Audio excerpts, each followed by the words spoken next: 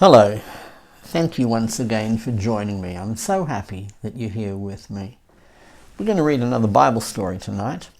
This one's called God Calls Abram. Shall we begin?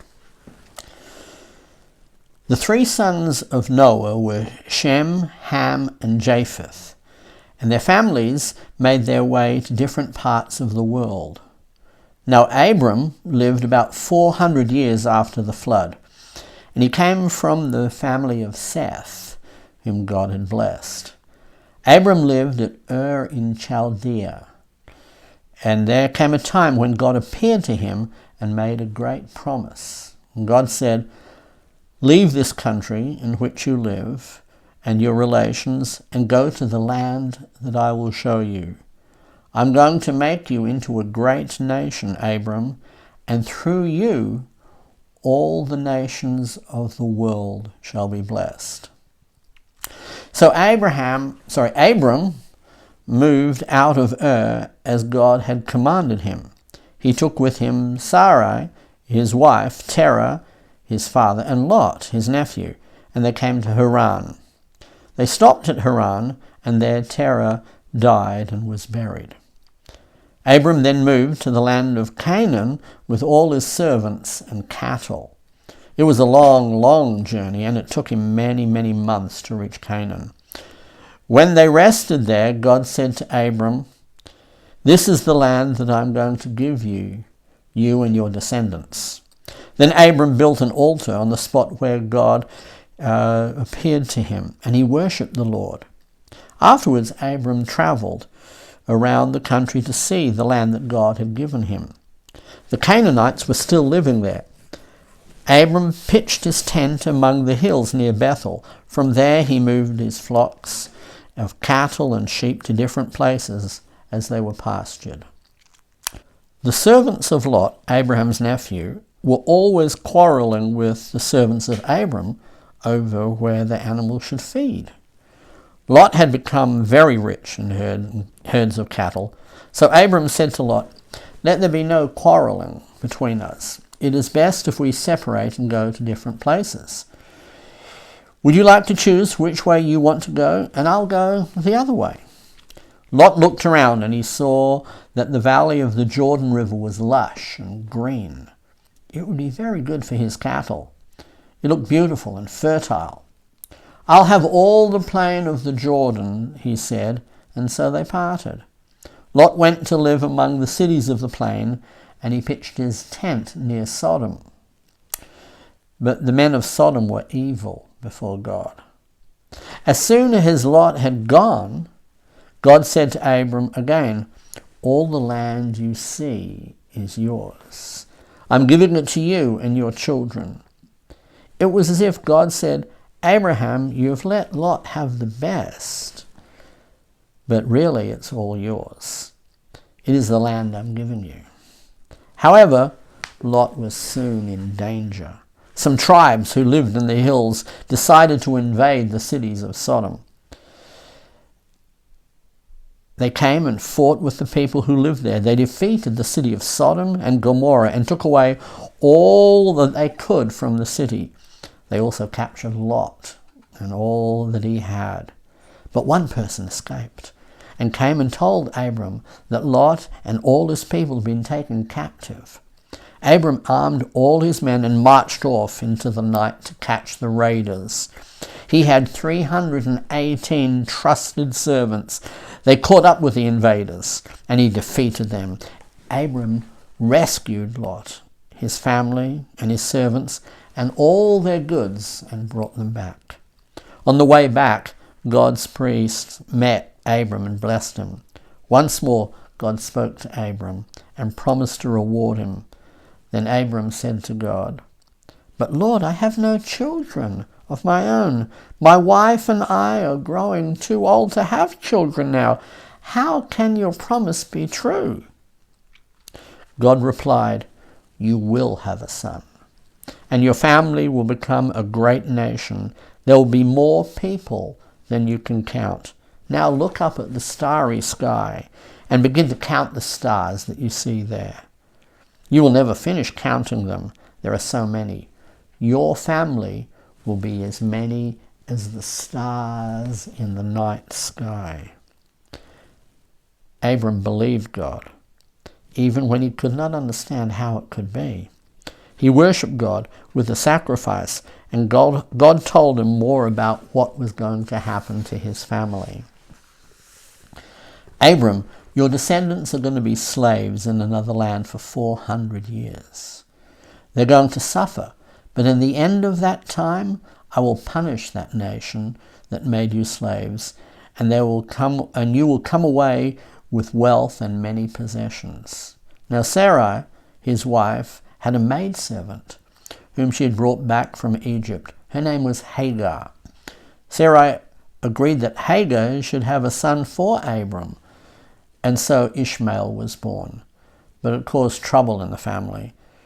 It was not the son that God had promised. No, the Lord said to Abram, Sarai, your wife, shall have a son herself, and his name is to be Isaac.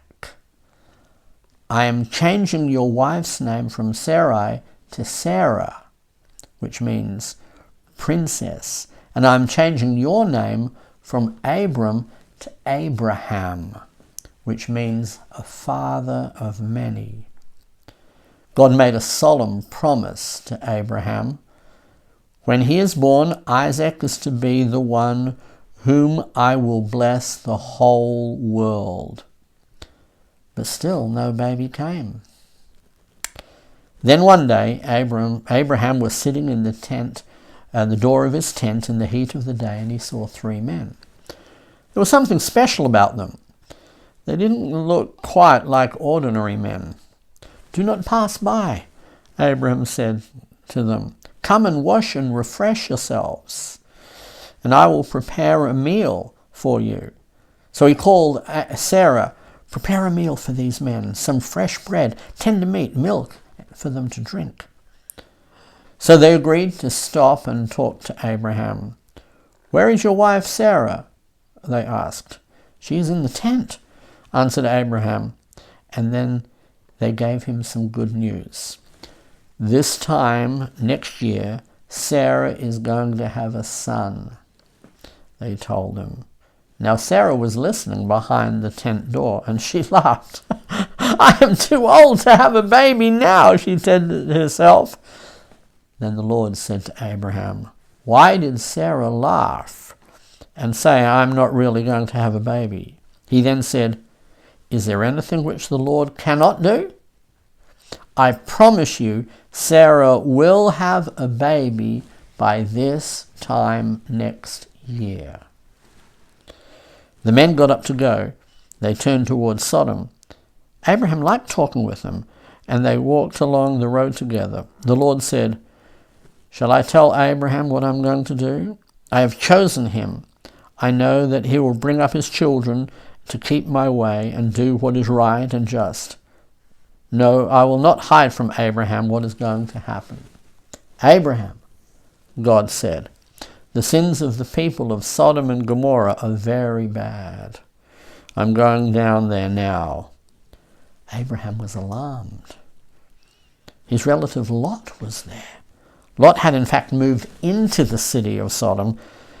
Abraham prayed to the Lord, suppose that there are godly people there. Will you really destroy those people with all the wicked ones? If there are 50 of your people there, you would not sweep away the righteous with the wicked ones, would you? Surely the judge of the earth will do what is right. The Lord answered Abraham, if I find 50 righteous people in Sodom, I will not destroy the city. Abraham spoke again. May I speak again? I ought to be careful how I speak to you, O God. But suppose there are only 45 righteous people in that city. Will you destroy the whole city then?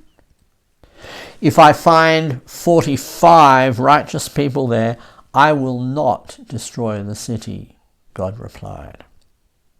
Supposing there's only 40, said Abraham. I will not do it if there are 40, said God. Do not be angry with me, pleaded Abraham. Will you, if there are only 30? I will not do it if there are 30, the Lord replied. 20? asked Abraham. Not for 20, replied the Lord. May I speak one more time? Abraham asked. What if only 10 righteous people were in that city? God answered, for the sake of 10, I will not destroy the city. Then the Lord left him, and Abraham went back to his tent. The 2 angels went down to Sodom, arriving in the evening. They met Lot, who bowed down to them and asked him to stay in his house that night.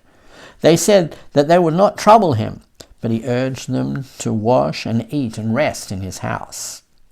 That night, the wicked man of Sodom came to Lot's house and demanded that he send the men out so that they could attack them. The men of Sodom began to get violent, but they were struck with blindness and could not find the door to Lot's house to break it down. The 2 men said to Lot, take your family out of here quickly. God is going to destroy the whole city. Hurry! The husband of Lot's daughter did not believe Lot. They thought he was joking. The 2 heavenly messengers said to Lot at daybreak, you must go or you will be destroyed with this city. Lot, his wife, and his daughters still lingered. The angel took them by the hand and hurried them away. Escape for your life. Don't stop anyone on their plane, and don't look back until you get to the mountains. Nothing can be done until you're out. As soon as Lot, his wife, and his daughters were away, the Lord rained down fire and burning sulfur out of the heavens and destroyed those wicked cities of the plain. Abraham got up that morning and looked down towards Sodom and Gomorrah, and he saw the smoke of the burning cities. But God remembered the prayer of Abraham, and he saved Lot out of that burning fire and destruction.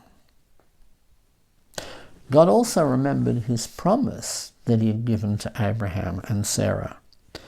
The baby came for which they had waited so long. How happy they were when little Isaac was born. He grew up a strong lad and was able to help his father with all the cattle and the sheep. We've got more stories about Abraham and Isaac, but that's all our story for tonight. Thank you for joining me. I look forward to seeing you next time. Good night.